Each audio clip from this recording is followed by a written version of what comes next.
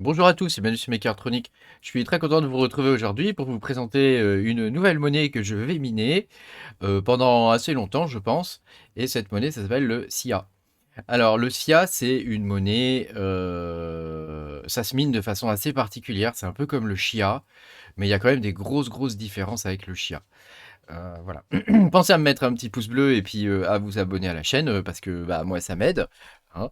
Et puis si vous voulez continuer de voir du contenu comme ça, bah, moi ça me motive. Voilà. Alors, je sais pas si vous vous rappelez, il y a quelques temps, il y a un peu plus d'un an à peu près, je minais du chia, j'en mine toujours d'ailleurs, hein. J'ai 70 Tera à peu près d'espace disque qui est rempli de plots chia. Et bon, il était à 1 500 $, là il est à 30 $. Bon, est-ce qu'il va atteindre le zéro? Je sais pas. Je sais pas du tout. Bon, enfin, je continue de le miner parce que ça coûte que dalle en électricité et c'est du proof of work, donc moi je supporte le proof of work. Voilà, j'aime bien le proof of work. Et donc pour le coup, je cherchais aussi une alternative. Je me disais qu'est-ce qui pourrait être miné autre chose qu'avec des disques durs. Et j'ai trouvé cette monnaie-là, le SIA. Qui au départ, alors je la connaissais déjà, hein, mais au tout départ, c'était un fork en fait du chia. Et puis ça s'est complètement transformé et c'est devenu le SIA. Alors il y a une grosse différence, c'est que le chia, vous créez des plots et en fait ces plots vont servir de filtre et vont vous permettre de faire du pot, c'est-à-dire de valider les transactions avec ces filtres-là. Voilà. Euh, alors que le SIA, c'est complètement différent. Le SIA, c'est du Web 3.0. Donc c'est un peu à la mode, hein. Il est probable que au futur bull run, ce type de crypto soit intéressante. Voilà, donc ça permet grosso modo de faire du stockage en ligne, un peu comme le Filecoin, de faire du stockage en ligne, mais de façon totalement décentralisée et cryptée. Alors n'ayez pas peur, hein, de stocker des fichiers, qui viennent, d'ailleurs, hein, parce que de toute façon, le SIA a une particularité, c'est que, vos fichiers les fichiers qui sont déposés, ils ne sont déposés que partiellement. Donc vous n'avez jamais un fichier entier, par exemple. Et en plus, ils sont cryptés. Donc et ils sont répliqués sur un nombre X de machines, quoi. Donc ça veut dire que, grosso modo, vous ne pourrez jamais lire les données puisque de toute façon, vous les aurez pas, de façon complète chez vous, hein. Donc ça exclut la clause de responsabilité quelque part ça exclut la clause de responsabilité de hoster des données qui pourraient être mauvaises, quoi, hein. On ne sait pas ce que les gens peuvent déposer, hein. Et voilà, donc n'ayez pas peur là-dessus, ça, c'est plutôt pas mal, quoi. Voilà. Alors, qu'est-ce que ça fait exactement? En gros, c'est un concurrent des grands clouds, comme on peut les connaître, par exemple, chez OVH ou AWS ou ce genre de choses, quoi. En ce qui concerne le stockage des données, quoi. Donc il est complètement privé, il est hautement redondant, hein, c'est-à-dire que les données sont répliquées à plusieurs endroits. Les bouts de fichiers, les morceaux de fichiers sont répliqués à plusieurs endroits. Il est pas cher. Même si vous voulez héberger des données dans un cloud pas cher, ça peut être intéressant. Et c'est complètement open source. D'ailleurs, je vous ferai voir après les travers de l'open source en fin de vidéo, hein, comment on peut hacker en fonction du code, ce genre de truc, quoi. Voilà. Il y a toute une communauté qui s'est créée autour du SIA. Donc il y a Skynet, qui est un CDN décentralisé. Alors un CDN, c'est un Content Delivery Network. Hein, c'est-à-dire, par exemple, quand vous créez un site web, ça permet de distribuer les fichiers statiques du site web sur toute la planète. Hein. Il y a Pixel Drain, donc c'est un système de partage de fichiers qui est quasiment gratuit, je crois. Il y a Filebase. Alors vous verrez, Filebase, c'est un projet qui regroupe plusieurs systèmes Web3 de gestion de fichiers.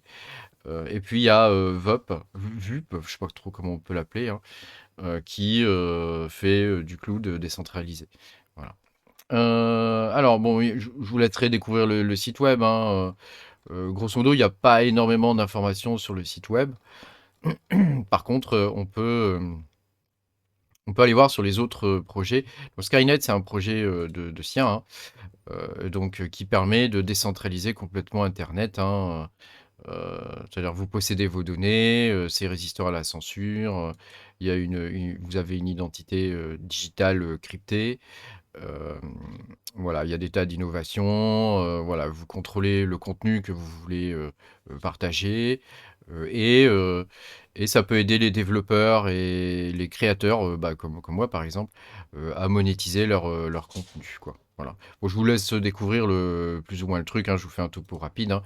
Voilà, il y a ça, Filebase, voilà, vous voyez, c'est un système, c'est une appli en fait qui prend en charge SIA, Storj, Skynet donc du coup et puis, IPFS. IPFS, c'est un système de fichiers distribués, heu, donc pour la petite info, ça veut dire Interplanetary, Protocol File, System, je crois. Voilà, alors c'est un truc interplanétaire, quoi. Le mec, il est sur Mars, il peut partager ses fichiers, quoi. Voilà. Bon, c'est une appli qui est plutôt bien faite, je l'ai testé, ça permet de faire du drag and drop, de fichiers, facilement et il va s'occuper lui de tout le reste, quoi. Voilà, après il y a Vup, hein. Donc Vup, c'est là, on est plus dans le système de cloud, proprement dit, quoi. Donc c'est pareil, il y a une appli. Alors c'est pas encore sorti, hein, c'est un truc qui est en bêta. Il y a une appli et ça permet, par exemple, de partager des vidéos, voilà, de faire toutes sortes de choses, partager toutes sortes de fichiers, c'est open source, enfin ça a l'air vraiment sympa. Alors en termes de marché, le SIA, qu'est-ce que c'est? Qu'est-ce que ça donne? Bon, bah, en ce moment, c'est en train de repartir à la hausse, donc ça suit un peu le cours des cryptos, classiques, quoi, voilà. On voit qu'il y a eu des belles chandelles là, hein, c'est plutôt plaisant de voir ça et voilà, bah, après faut voir, hein, en termes de market cap, on est sur du 268 millions quand même, donc c'est pas, non, il est là, oui, 267, donc c'est pas un projet, qui est tout pourri, hein. Je crois qu'il est, en position numéro 125, hein, en termes de market cap. Donc c'est quand même pas de la merde. Il est plus haut que le Chia au final. Alors qu'à la base, il me semble que c'était un fork et donc c'est quand même, c'est pas un projet à prendre à la légère et personnellement, je trouve que c'est intéressant à miner. Après, vous verrez, dans le système de conception, je trouve quand même qu'il y a des défauts en termes d'utilisation. Mais, je veux dire, ça a le mérite d'exister, quoi. Ça a le mérite d'exister et sait-on jamais, des fois que la sauce prend, ça peut être intéressant à miner, quoi. Voilà. Vous le retrouverez sur les marchés, sur, tous les plus gros marchés, hein, Binance, Kraken, Huobi, voilà. Ou, je sais pas s'il y a KuCoin et d'autres, bon, enfin, je pense qu'ils sont un peu partout, hein. Ouais, il y a Bitrex, voilà. Ils sont un peu partout. Bon, il y a même OKX, OKX, j'arrive jamais à le dire ce truc. Voilà. Mais il y est pas KuCoin, tiens. Voilà. Il est aussi sur CoinEx, hein, que j'aime bien. Voilà, donc ça, vous le retrouverez un petit peu partout. Donc c'est plutôt pas mal en termes de marché, c'est assez rassurant. En termes de news, hein, est-ce qu'ils postent des news régulièrement? Si on va voir la partie sociale, hein, on peut voir que leur dernier tweet, il date de quand? Est-ce que c'est marqué là-dessus? Ti. Ouais, 90 points. Ça, c'est Reddit. Bon, enfin, c'est assez actif comme projet, quoi. C'est pas un projet qui est tombé dans les oubliettes des projets web. Voilà. Il y a un site qui s'appelle Siastat, pour finir un peu la présentation, puis après, je vous fais voir comment on mine ça, hein, c'est quand même le nerf de la guerre. Il y a un site qui s'appelle siastat.info, qui vous permet d'avoir toutes les statistiques, voilà. Donc actuellement, il y a que 609 hosts, donc c'est pas énorme, hein, voilà, pour un total de 2,79 pétabytes, je crois qu'on dit ça comme ça, PB, avec une capacité du réseau de 7, voilà. Donc vous voyez que, entre ce qui est utilisé et ce qui est disponible, voilà, c'est à peu près un tiers, quoi. On va dire que c'est à peu près un tiers, peut-être un peu plus d'un tiers, entre les données que vous allez mettre à disposition et ce qui va être utilisé. Voilà. Ah bah, ils le mettent là, 38. Voilà. Et donc, il y a 50 pays qui disposent de hosts, quoi. Voilà. Bon, après, il y a toutes sortes de graphiques, hein. C'est très intéressant à regarder. Voilà. Ici, on peut voir on peut voir les différents hosts. Alors, je vous ai mis ça aussi parce que il y a un score qui est attribué à chaque host, hein. Et en fonction du score, vous allez plus ou moins gagner de coins. Donc si votre truc est là depuis longtemps, qu'il est stable, qu'il est pas redémarré, tous les 4 matins, donc ça veut dire que vous devez avoir une machine qui tourne H24, hein. Bah, voilà, ça vous permet de gagner plus de sous que s'il était, voilà, s'il y a des coupures, des trucs comme ça, ou c'est pas la votre ligne internet est pas stable, voilà. Donc là, on peut voir, hein, toutes sortes de hosts, hein, et on voit ils ont un score, hein. Voilà, les hosts, ils ont un score. Donc ça rappelle un peu le Filecoin, hein. Il faut avoir quelque chose de stable et de bien fonctionnel. Donc moi, si vous voulez quelque chose de stable, pour moi, il faut Linux, hein. Il y a pas à chier. Si vous prenez Windows, vous allez devoir faire les mises à jour, le truc, il reboot un peu n'importe quand. Enfin, c'est un peu la fête Windows là-dessus, hein. Et là, vous avez une carte où vous pouvez voir, bah, un petit peu la répartition des différents nœuds. Voilà, et puis bon, vous avez toutes sortes de graphiques, qui peuvent vous intéresser.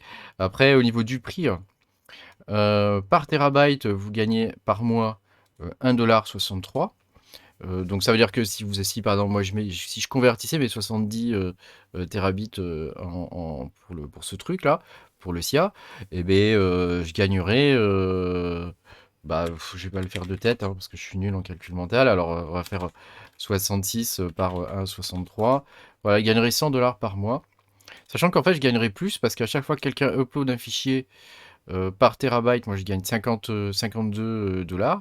Et à chaque fois qu'il télécharge, je gagne 1,43 $. À chaque fois qu'il télécharge 1 Tera. Donc en fait, on gagne plus, quoi. Si c'est des données qui sont fréquemment utilisées, c'est pas juste du stockage, ça peut être intéressant. Alors là, vous avez toutes sortes de courbes. Voilà, à mon sens, c'est pas mal. Après, vous verrez, comme je disais tout à l'heure, il y a des défauts sur le truc, quoi. Alors, comment que ça marche tout ça? Déjà, il vous faut télécharger l'appli, hein. Donc, vous allez sur le site et vous faites Download the software. Donc, vous cliquez là-dessus, hein, et là, vous avez SIA UI. Donc, dans SIA UI, vous téléchargez le logiciel qu'il vous faut pour Windows, macOS ou Linux. Alors moi, je l'ai fait pour Linux et je suis en train de l'installer. Alors, c'est relativement long puisqu'il vous faut synchroniser, hein. C'est un peu toujours le même principe, hein. Il faut synchroniser la blockchain et ça prend des plombes. Voilà, le SIA déjà, ça prenait des jours et des jours, à tel point qu'il y en a même qui mettent la base de données en ligne pour qu'on puisse la télécharger, pour que ça aille plus vite, quoi. Bitcoin, n'en parlons pas, hein. Bitcoin, ça prend des semaines. Enfin, voilà. Donc là, vous êtes sur ma machine Linux, quoi. Donc ici, vous avez le SIA, hein, et ici, vous avez le SIA. Voilà. Et donc, alors, quand vous l'installez, euh, pour Linux, c'est très facile, hein, c'est un fichier appimage. Donc, vous téléchargez le appimage et puis vous faites un chmod plus X donc c'est pour lui donner les droits d'exécution. Et puis vous l'exécutez et puis c'est tout, quoi. C'est tout bête, hein. Voilà, pour Windows, vous avez aussi un fichier exe, donc vous l'installez et puis il va se lancer. Et pour Mac, vous le copiez dans votre répertoire, application, là, app, et puis vous le lancez et c'est fini. Voilà. Alors, au premier lancement, donc là, je ne vais pas vous faire le premier lancement parce que je l'ai fait il y a déjà quelques temps. Au premier lancement, il va vous demander de générer une clé. Donc, ne perdez pas cette clé, elle est composée de 24 mots. Ne la perdez pas.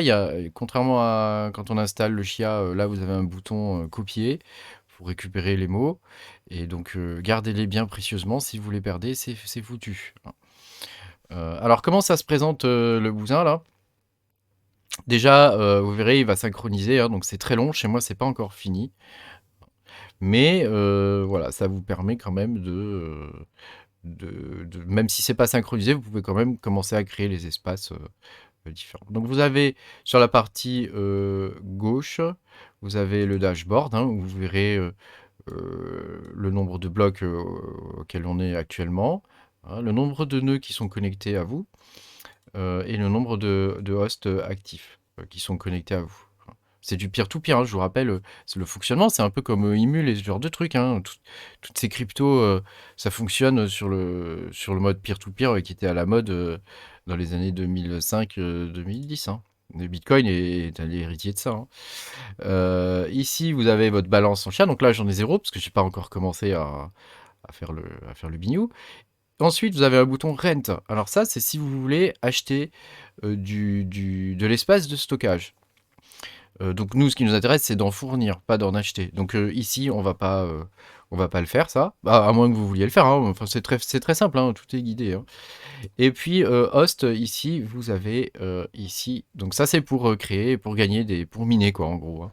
Donc vous allez dans host, vous faites add folder, vous cliquez là-dessus. Donc moi, je vais aller dans, donc c'est pas là, autre emplacement, ordinateur. Voilà, j'allais dans MNT, puisque c'est là que je monte tous mes... Oula, qu'est-ce qu'il m'a fait? J'allais dans, voilà, MNT, le voilà. Donc là, j'ai tous mes trucs chia. Alors, vous savez, comme j'ai mon nœud Bitcoin, là, je vais vous la sortir, la vidéo, hein. Désolé, c'est un peu long, mais j'ai pas mal de trucs à faire. Vous allez dans Bitcoin, ici. Enfin, moi, je vais dans Bitcoin, et puis j'ai un répertoire qui fait... enfin, j'ai prévu qu'il fasse dans les 500 gigas pour la blockchain Bitcoin. Et puis, j'ai un autre répertoire SIA. Voilà. Donc, je vais choisir le répertoire SIA que j'ai créé sur ce SSD. Et alors, vous pouvez utiliser des disques à plateau, hein, là, hein, il n'y a pas besoin d'avoir de SSD, hein. Et vous cliquez sur OK. Voilà. Et ça va vous ajouter. Donc là, il va vous dire combien voulez-vous ajouter d'espace. Donc moi, je ne vais pas ajouter 32, hein, je vais ajouter beaucoup plus que ça. Voilà, je vais ajouter le max, hein, un petit peu moins du max. Je vais garder un peu de place quand même pour Bitcoin, hein, des fois que la blockchain grossisse. Et je fais OK. Voilà. Et c'est tout, hein. C'est tout ce qu'il y a à faire. Donc là, on a ajouté on va annoncer le host. Voilà. Donc ça veut dire que je peux commencer à accepter des contrats ici. Voilà. Donc vous cochez ça. Et c'est tout. Voilà. Donc là, vous avez différents paramètres que vous pouvez paramétrer. Alors moi, je vais les laisser par défaut, hein. Mais vous pouvez choisir le prix que vous voulez donner, par exemple, pour le téléchargement, pour le stockage, voilà, le collatéral qui a besoin d'être déposé, la durée max et ce genre de trucs, quoi. Voilà. Et donc là, bah, c'est parti, hein. Là, je mine, ça y est, je mine, c'est la fête. Vous pouvez ajouter d'autres répertoires, hein, par exemple. Je pourrais avoir d'autres répertoires ailleurs, hein, et j'en ai, hein, parce que je crois qu'il y a des endroits où je peux avoir un petit peu moins de 100 gigas sur certains disques. Et donc je vais pas me priver de les utiliser, hein. Et ma foi, voilà, c'est tout, hein. Donc c'est tout simple à miner, c'est tout bête. C'est là, le syncing, c'est un peu long. Voilà. Après, vous avez des paramètres ici, hein. Vous pouvez mettre de dark mode, par exemple. Moi, j'aime bien le dark mode. Debug mode, je m'en fiche. Data directory, donc c'est là où vous stockez la blockchain, hein. Donc, si jamais un jour vous deviez réinstaller, vous pouvez sauvegarder votre data directory. Voilà. Et puis c'est tout, hein. C'est tout, c'est tout, c'est tout. Voilà. Voilà, il va le relancer en dark mode peut-être. Comme j'ai coché dark mode. Moi, j'aime bien le dark mode. Je trouve ça cool. Voilà, bah c'était tout simple. Merci beaucoup d'avoir suivi. Oh, mais il a planté. Ah non, il se relance. Ah, j'ai eu peur. J'ai eu peur. Le revoilà. Le revoilà en mode dark. Yeah.